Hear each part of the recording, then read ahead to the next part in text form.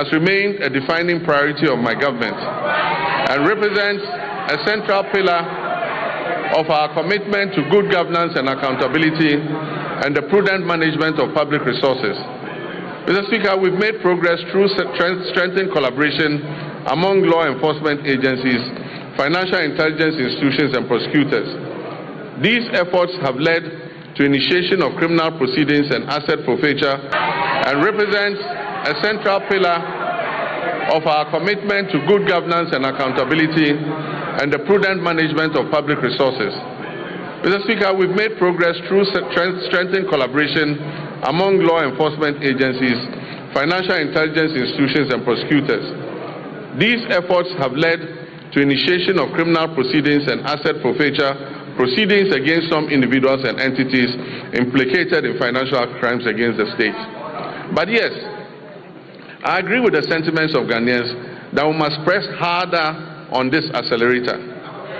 As of December 2025, IOCO has recovered more than 600 million Ghana cedis. The office has investigated 462 cases, with 15 currently under prosecution. It has dismantled transnational car-jacking syndicates and has recovered 29 luxury vehicles that were stolen. Mr. Speaker, the government remains resolute that corruption will not be tolerated, regardless of status or political affiliation. The Attorney General's office will continue to use both criminal prosecution and non-conviction-based assets recovery mechanisms to ensure that stolen public resources are returned for national development. Mr. Speaker, I understand that a large majority of Ghanaians are impatient to see those who abuse their public trust in office held to account. Mr. Speaker, there were periods when, under military regimes and unconstitutional governments, extrajudicial means could be used to exact retribution against persons perceived as corrupt or who had abused the mandate given to them by the people. Mr. Speaker, this may have appeared as swift justice, but many regrettable excesses were recorded. In 1992, we overwhelmingly adopted the 1992 Constitution to accept governance by the rule of law. On 7th January, when I swore the oath of office before the people of Ghana, I swore to uphold the 1992 Constitution. I may be as impatient as everyone else to see justice done, but painstaking investigations must be conducted, dockets must be prepared, charges must be filed, and the accused must have their day in court, including appealing, even on the smallest point of law, to higher courts. This process is necessary to protect us all against abuse or ill treatment of citizens and to ensure that only those guilty of offenses against the state are punished. As President Mills of blessed memory said, he said, and I quote, "The wheels of justice grind slowly, but they grind exceedingly fine." Mr. Speaker, let me reassert my determination to uphold the accountability of public office holders to the people of Ghana. We have laid the Public Officers Code of Conduct Bill before Parliament. This bill codifies the conduct of public officers and makes breaches thereof punishable. I wish at this juncture to thank His Lordship, the Chief Justice, for establishing additional specialized high courts to address breaches identified in the Auditor General's report. Mr. Speaker, the Constitution review process was conducted in a transparent and consultative manner, drawing on input from constitutional experts, civil society organizations, traditional authorities, religious leaders, political parties, and the general public. The review committee has submitted its comprehensive report containing detailed proposals to amend the Constitution to address identified weaknesses and make it more welfare enhancing. Mr. Speaker, the Attorney General's office is working closely with relevant stakeholders to to translate the recommendations into implementable legal and constitutional proposals, which will be presented to this August House in accordance with constitutional procedures. Mr. Speaker, illegal mining continues to pose a grave threat to our environment, water bodies, public health, and national security. Mr. Speaker, prosecution of persons engaged in illegal mining has been intensified, with a renewed focus on dismantling organized criminal networks behind galamsey operations, rather than targeting only the little fish, low-level offenders. Mr. Speaker, in all these galamsey operations, there are big fish who never get caught. Mr. Speaker, in total, over 114 case dockets involving hundreds of accused persons are pending in various courts across the country, particularly in towns and villages that are prone to illegal mining. Specialized prosecutorial teams have been deployed to fast-track illegal mining cases, ensure the effective presentation of evidence, and pursue the confiscation and forfeiture of equipment and proceeds used in or derived from illegal mining. Mr. Speaker, when it comes to gender and social protection, my government will continue to ensure gender equality and equity, promote the welfare and protection of children's rights, and empower the vulnerable, the aged, and persons with disability for sustainable national development. Work is well advanced on the Women's Development Bank, for which a total of 401 million Ghana cedis has been allocated in the 2026 budget.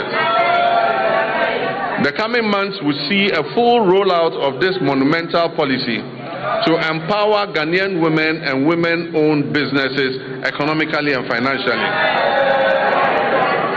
Mr. Speaker, the Ministry of Gender and Social Protection has successfully honored all legacy leave payment cycles for 2025 and before, reaching 1.5 million people. It has also ensured the full implementation of the Ghana School Feeding Program in over 12,000 public schools across all 261 districts of this country. Mr. Speaker, the number of beneficiary peoples under the school feeding program has increased from 3,801,491 for the 2023-2024 academic year to 4,231,059 for the 2024-25 academic year. This program is providing gainful employment to 34,000 caterers and cooks nationwide. Mr. Speaker, in the security sector, Ghana faces evolving security threats. Our troops, services and agencies have, however, remained firmly committed to strengthening national peace and security, which underpin our democracy, development and social cohesion. This commitment encompasses internal security operations, international peace support missions, strategic investment in restructuring and retooling and improvement in troops' welfare, recruitment and capacity development. Mr. Speaker, two recent incidents are evidence of the increasing dangers we face as a nation. The killing of 8 of our compatriots who had gone to a neighboring country to purchase tomatoes, and just yesterday an attack on Ghanaian fishermen in our waters by pirates reinforced the need for us to retool and adequately equip our security services. Mr. Speaker, I wish to commend the Ghana Armed Forces for conducting a successful medical evacuation of our injured compatriots from Burkina Faso. I also commend the Ghana Navy and the Ghana Air Force, the National Security Council Secretariat, the Chief of Staff's Operations Team, the MP for Ewutu Senya, the Chief Fisherman and people of Senya Breku for the combined effort that successfully rescued all the stranded 71 fishermen who had been attacked by pirates. I've asked the National Security Coordinator to assist the affected fishermen and replace the stolen outboard motors and fishing gear. Mr. Speaker, the armed forces continues to play a key role in containing illegal small-scale mining, through the deployment of river guards and support for the National Anti-Illegal Mining Operations Secretariat and assistance to special courts for swift prosecution of offenders. Mr. Speaker, during the year, the Ghana Armed Forces had 2,119 troops with requisite equipment deployed in various peacekeeping missions, reinforcing Ghana's reputation as a dependable and professional contributor to international peacekeeping operations. While Ghana continues to maintain an enviable reputation in international peacekeeping, we must note that many of these peacekeeping theaters where we have operated are winding down due to reduced budgets for UN peace support operations. And so as our troops return home, we must create opportunities for them to train, to remain active and stay engaged. Mr. Speaker, beyond peacekeeping operations, Ghana continues to demonstrate its strong commitment to international solidarity, humanitarian assistance, and South-South cooperation. In December 2025, the Ministry of Foreign Affairs, in conjunction with the Ministry of Defense, deployed 54 personnel from our 14 Engineers Brigade to Jamaica to support that country with national reconstruction efforts following the devastation that was caused by Hurricane Melissa, which claimed over 40 lives. In recognition of the scale of the recovery effort and the good work our soldiers were doing in reconstructing the houses in Jamaica, government approved a request from the government of Jamaica asking us to extend the mandate of our soldiers there for another 90 days, which we approved. Mr. Speaker, to further improve operational readiness, the government will continue to invest in vital defense infrastructure and retooling. The construction of a forward operating base at Libo, situated along the Western Maritime Corridor, is ongoing. This facility aims to boost maritime surveillance and better protect offshore oil and gas installations. The Northern Border Security Project, initiated to counter terrorism and transnational crime, is advancing decisively. This project constitutes the first line of defense against any infiltration and extremist threats coming from the Sahel, and it would significantly strengthen the surveillance of our northern border. Plans are well advanced to establish 2 new military barracks in Ejumako in the central region and in Dambai in the Oti region to address emerging security concerns and strengthen the presence of the state in these areas. To further support retooling efforts, agreements have been signed to procure and deliver 4 brand new Eurocopter helicopters and 1 jet for the Ghana Air Force, aimed at replacing the aging fleet and modernizing our air capabilities. The Ghana Armed Forces is carrying out a thorough overhaul of previously grounded aircraft, which involves replacing essential components and bringing them back into service. This aims to quickly restore their operational readiness and maximize our fleet availability. Mr. Speaker, I'm pleased to announce that I have further commissioned 50 new vehicles for the Ghana Armed Forces to enhance mobility and boost troop morale. It forms part of a broader program to retool the military and improve logistics across the services. Plans are underway to acquire 2 brand new offshore patrol vessels, armored personnel carriers, protective gear, ammunition, vehicles, and strategic drones and advanced communication systems to enhance the operational capability of the Army, Navy, and Air Force.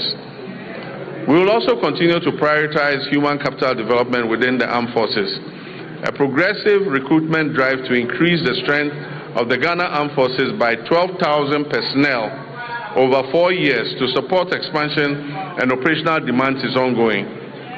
In line with the government's reset agenda, the recruitment process has been decentralized to regional capitals, with selected recruits reporting directly from their regions to training schools, marking a significant shift from the previous Accra-centered system.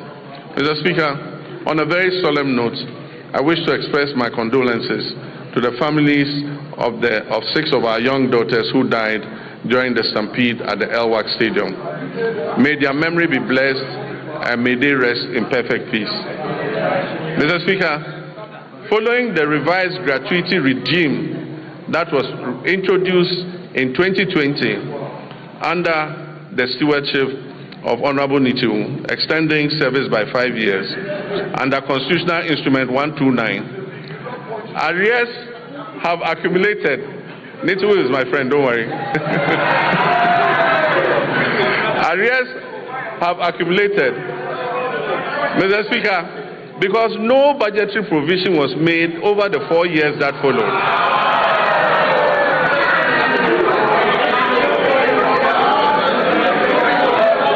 Afenyo, when we all leave politics, I and Nitu are going to the same place in the north. You go to Winneba. Don't worry, we are brothers. Mr. Speaker, this has resulted in over 1 billion Ghana cedis owed to approximately 3,000 personnel across all the different ranks. As part of our commitment to fairness and the resolution of long-standing legacy issues, the government will soon commence payment of gratuity arrears under CI 129. Honorable Nitu, we're solving the problem, so you won't worry about it again. Mr. Speaker, following engagements that we initiated by the current military high command with the Ministry of Finance and the Ministry of Defense, a structured implementation plan has been agreed upon. This will bring closure to the issue that has been outstanding since 2020, and it will ensure that affected personnel receive their rightful entitlements. Mr. Speaker, the Ghana Police Service has also received 40 armored vehicles and 100 pickup trucks to enhance their operations. Other security agencies such as the Fire, Prisons, Immigration, BNI, and Narcotics Control Commission will also be retooled to enhance their efficiency. Mr. Speaker, let me take this moment to commend the IGP and his men for the recent major successes they are chalking in bringing dangerous criminals to justice. The trust of the Ghanaian people in their police service is rising again, and I urge you to keep up the standard. Mr. Speaker, Ghana's foreign policy remains a central instrument for advancing our national development, for safeguarding our sovereignty, and projecting our values on the global stage. At a time when the global environment is characterized by profound geopolitical shifts, economic uncertainty, climate-related challenges, and evolving security concerns within our sub-region, government has taken deliberate steps to ensure that Ghana's engagement with the world is purposeful, strategic, and responsive to the needs of our people. In this regard, the Ministry of Foreign Affairs has stepped up efforts to align Ghana's external relations with our domestic development priorities. Mr. Speaker, in West Africa, Ghana continues to pursue a policy of good neighborliness, solidarity, and constructive cooperation with all countries in the sub-region. We remain firmly committed to the vision of a peaceful, stable, prosperous, and integrated West Africa, grounded in mutual respect, dialogue, and collective responsibility. We must sustain engagement and deepen relations with our sister AES member states, particularly following their withdrawal from the Economic Community of West African States, ECOWAS. Ghana believes that continued dialogue and cooperation are indispensable to regional stability, and that disengagement only deepens our collective vulnerabilities. At the continental level, Ghana continues to play an active, principled, and forward-looking role in advancing the African Union's strategic priorities. Today, Ghana currently holds the following prestigious positions. We are AU champions on reparations. We are AU champions for African financial institutions. And Ghana is also the AU champion for gender equality and women's empowerment. Mr. Speaker, I'm humbled by my election as the first vice chairperson of the African Union at the 39th ordinary session of the AU Assemblies of Heads of State and Government held recently in Addis Ababa, Ethiopia. Mr. Speaker, it is also gratifying to note that my colleague leaders in West Africa have declared me, John Dramani Mahama,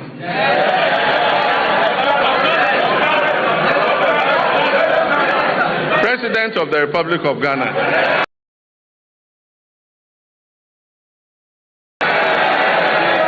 And Commander-in-Chief of the Ghana Office.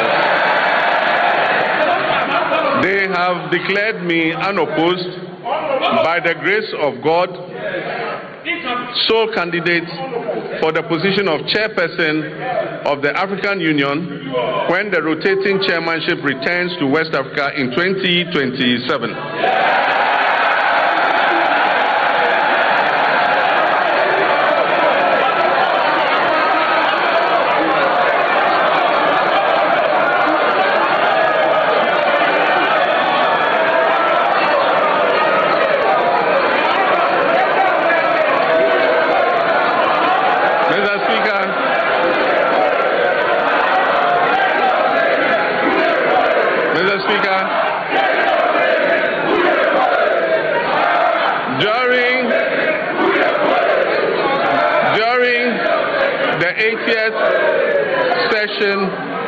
Of the United Nations General Assembly, I raised Ghana's voice to call for a comprehensive reset of the United Nations to better reflect the current realities and particularly the role of Africa in global governance and fairness in international financial systems. In line with our multilateral commitments, Ghana announced plans to table a United Nations resolution that recognizes the transatlantic slave trade as the gravest crime against humanity, and promoting an agenda of acknowledgement, reparative justice, and cultural restitution. Mr. Speaker, I'll formally present this resolution, which has been endorsed and adopted by the African Union unanimously, to the UN in March of this year for consideration by the UN General Assembly. Mr. Speaker, passports have never been easier to acquire than under this regime. Mr. Speaker, the Ministry of Foreign Affairs has established 7 new passport application centers in Upper East, Oti, Ahafo regions, Bono East, Northeast, my own region, Savannah, and the Western North region. Mr. Speaker, with this expansion, all 16 regional capitals now host passport application centers, marking a major milestone in the decentralization of passport services. Mr. Speaker, to address systemic delays, the ministry implemented a 24-hour passport production operation at the head office. This enabled the clearance of an inherited backlog of over 40,000 passport applications. As a result of these reforms, Ghana's passport administration now operates with 0 backlog, guaranteeing passport delivery within 15 working days. If you like, try it. Apply for a new passport. Within 15 days, you will receive your passport.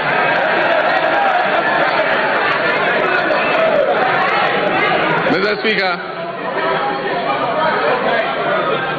to facilitate travel and boost tourism and ease business mobility, the Ministry of Foreign Affairs implemented a 5-day visa processing service across all Ghana's missions abroad. What this means is that anyone who applies for a visa will get the visa within 5 days. Concurrently, significant progress has been made in the design and procurement phase of a national e-visa platform with a targeted rollout plan for 2026. This means if you apply for visa, you apply online and the visa is approved online. You don't need to go to the Ghana embassy to apply. Ghana has also secured new visa waiver agreements with 11 countries to facilitate people-to-people exchange. It means for those 11 countries, Ghanaians don't need passports to go there. You just jump on the plane and appear there, and they'll allow you in. Mr. Speaker, to highlight Ghana's ongoing commitments to international solidarity, we made humanitarian donations to Jamaica, Cuba, Sudan, and Palestine to support disaster relief and conflict-related crises. These donations amounted to millions of cedis and included food, medicine, clothing, cocoa products, blankets, and mattresses, and plastic buckets. I'm also pleased to report that remittances from our relatives abroad, the Ghanaian diaspora, reached a historic high of $7.8 billion in 2025. Mr. Speaker, this is the largest annual inflow ever recorded in Ghana's history. This reflects not only confidence in the Ghanaian economy, but the enduring patriotism of our citizens living and working abroad. Mr. Speaker, these remittances they bring back home support households, they finance education, they build homes, they provide seed money for businesses, and best of all, they stabilize our foreign exchange position. In many respects, our diaspora has become one of the country's most reliable development partners. Without contracts, conditionalities, or fanfare, they are easily one of our most reliable development partners. We must intentionally ensure that citizenship, rather than place of residence, determines one's right to serve the Ghanaian Republic. Ghanaians worldwide who pledge allegiance to this country of theirs and make substantial contributions to its development should not be barred from active participation in public affairs, including the opportunity to hold public office, provided there are appropriate measures to ensure loyalty and accountability. Mr. Speaker, I'm personally in support of the bipartisan bill currently before this House, seeking to address this matter. And it is my hope that it will be passed expeditiously so that our compatriots abroad can participate in our public affairs. Mr. Speaker, youth development and empowerment are at the core of everything we're trying to achieve. We're implementing many policies to develop our youth capacity and to create as many jobs as possible to address the major unemployment problem. All our youth activities and job creation programs are ongoing. In 2025, 10,887 young people were trained in entrepreneurship programs and job creation under the Ejumara program. In 2026, an additional 10,000 young people will receive similar support under the program. The National Apprenticeship Program onboarded 14,000 young apprentices during the pilot phase, and they have started receiving their start-up kits after passing out successfully. Training is ongoing across the regions, and when completed, the trainees will be certified by the Commission for TVET to facilitate their access to employment. Mr. Speaker, this year the target for the National Apprenticeship Program has been increased from 10,000 to 100,000 young people, offering many more young people the opportunity to acquire the skills needed for sustainable development. And as I said, when they pass out, they are given a certificate by TVET to show that they have passed out and have the skill in whatever they learned. In 2025, 86,000 young people were engaged through the Youth Employment Agency, various employment modules under this agency. This year, I've directed the Ministry of Youth Development and Empowerment as a matter of urgency to review all the youth employment modules under the YEA to reduce duplication and ensure value for money.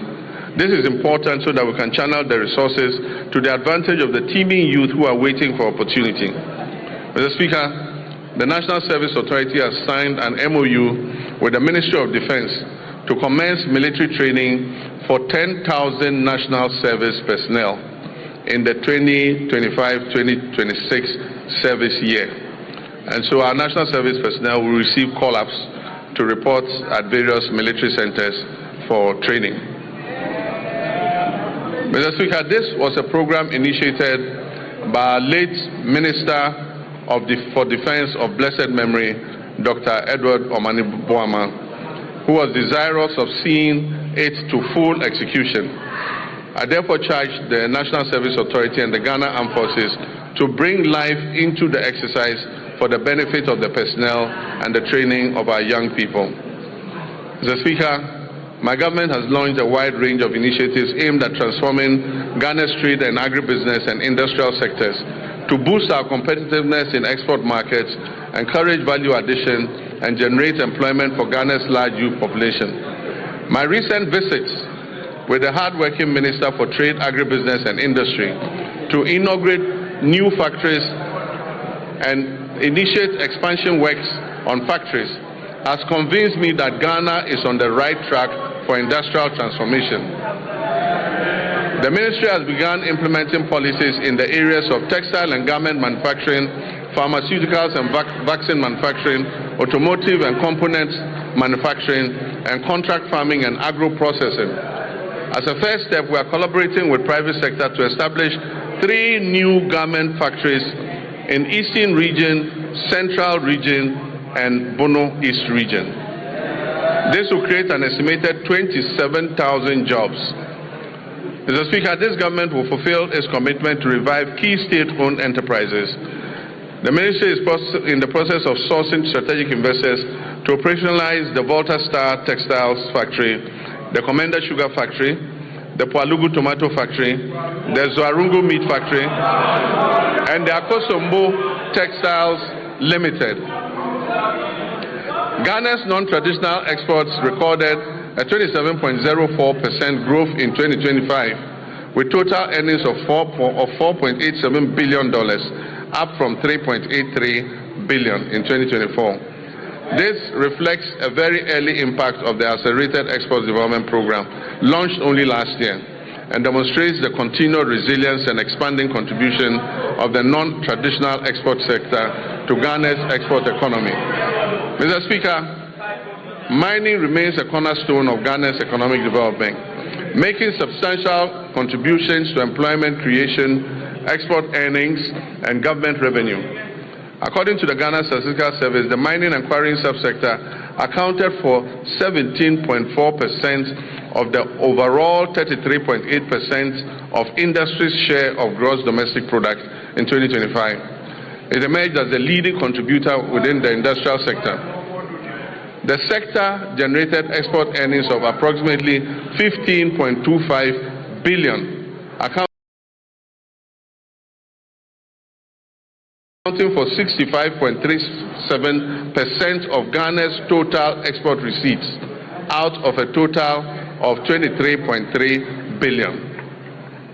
Mr. Speaker, the abolition of value-added tax on mineral exploration activities is expected to significantly reduce upfront costs for investors, improve project economics, and stimulate increased greenfield and brownfield explorations across the country.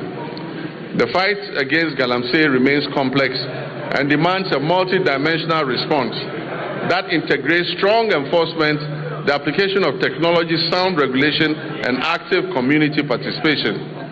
The Ministry of Lands and Natural Resources, in collaboration with the Ministry of Transport and Ghana Revenue Authority and the Ministry of Finance, has registered 1,808 pieces of earth-moving equipment at the port, of which 1,033 have been fitted with trackers and are being tracked.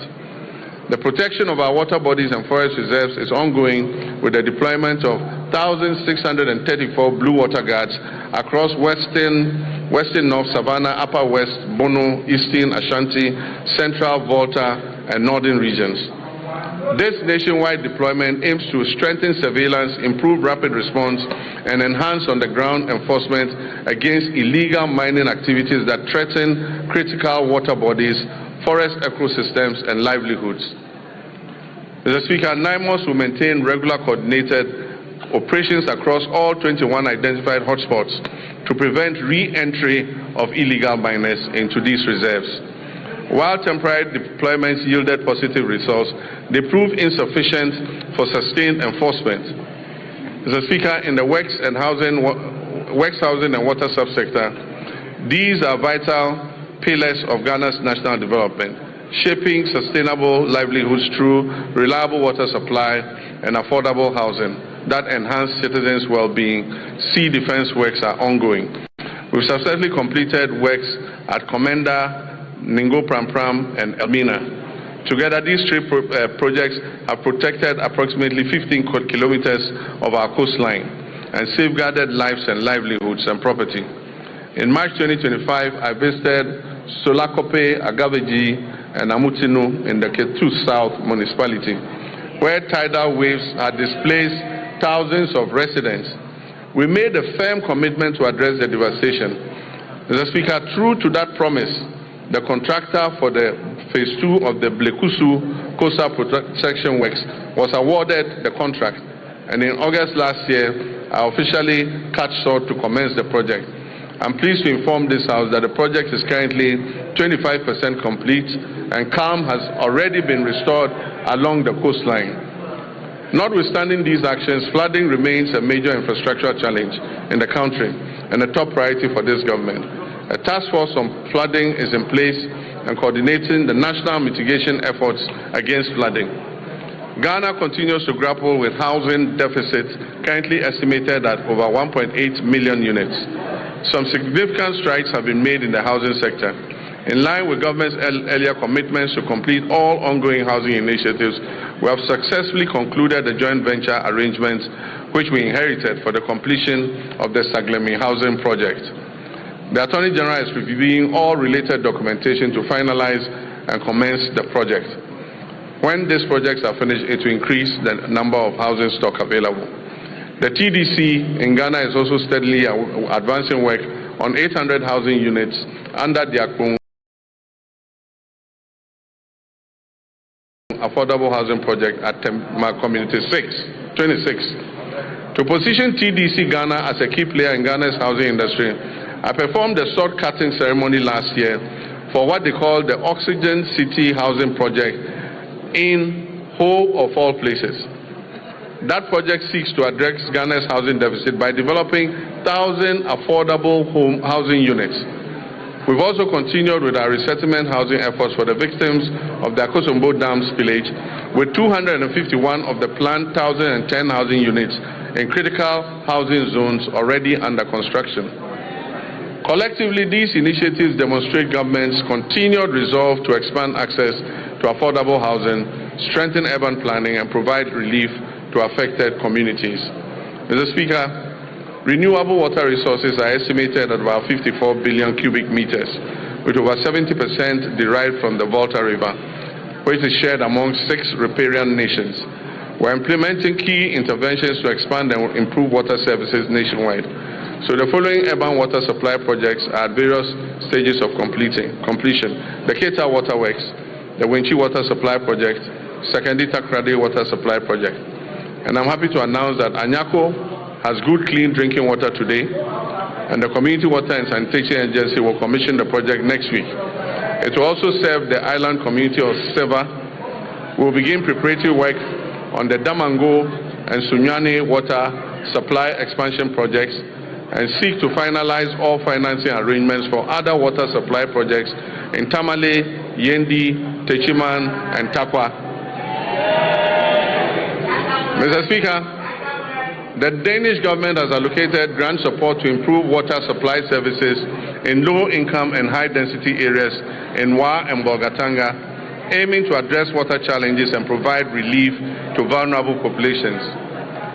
Mr. Speaker, the following rural water supply projects are ongoing: Asankregwa, Sechuyuoso, Duadaso, Kwemandamfa, Goso, Dwabing, Aveime, and Edumbamso.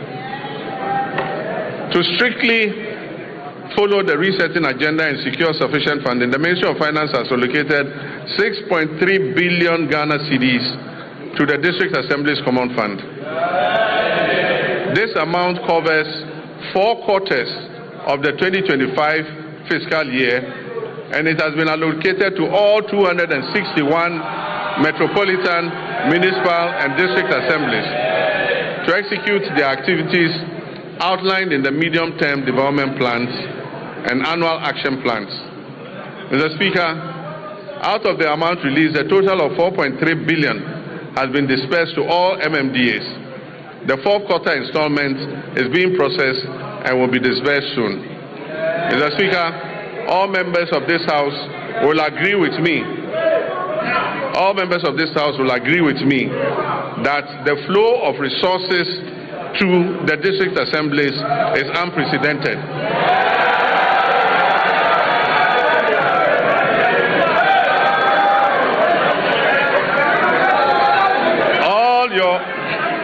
All your assemblies are receiving more money than they've ever received in several years. Mr. Speaker, in fulfillment of government's commitment to strengthening local governance and decentralization, the ministry has, for the first time in the history of local governance, disbursed a total of 100 million Ghana cedis in monthly allowances to all assembly members.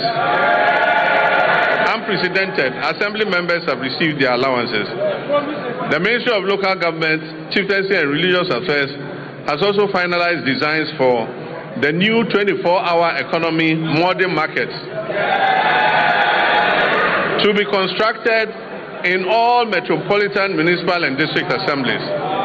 Mr. Speaker, procurement processes are far advanced to commence the construction of these markets. And very soon, in all your districts, honorable members, you will have a 24-hour market operational.